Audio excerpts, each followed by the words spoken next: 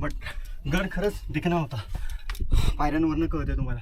हेच ते तुम्हाला सांगत होतो. त्याच्या पलीकडून जर पाहिलं तर या भिंतीला एकरूप होतं आहे. त्याच्यामुळं लाईक समजून येत नाही आहे की पायऱ्या इथं असतील अशा. आणि फायनली आपण त्या भैरवगडावरती पोहोचलेले आहे. म्हणजे सहसा काय होतं, कमर्शियल ग्रुप येतात की नाही ते वरती फार कमी येतात.